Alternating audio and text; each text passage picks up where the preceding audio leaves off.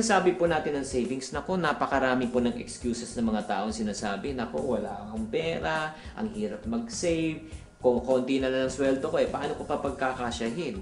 Marami tayong pwedeng gawing excuses, pero ang natutunan ko sa buhay, ito po, kung gusto, gagawa po ng paraan, at kung ayaw, marami naman pong dahilan.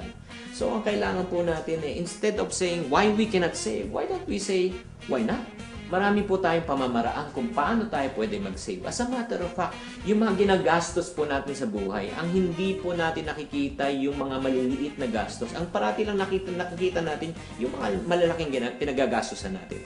Halimbawa, kung sino man sa inyo bumibili po ng mga bottled water or mga juices o mga iced tea, tanggalin lang po natin yan sa budget natin. Halimbawa, gumagastos po kayo ng mga 20 pesos sa isang araw lang.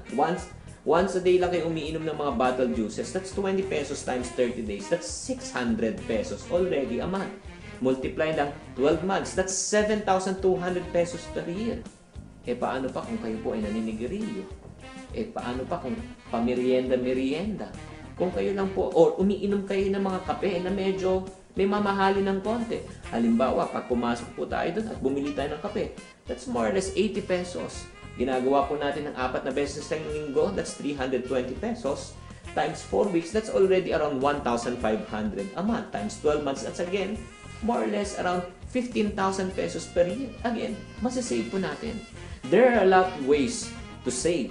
Ang importante lang, kailangan po tayo mag-decide na kailangan po natin mag-save.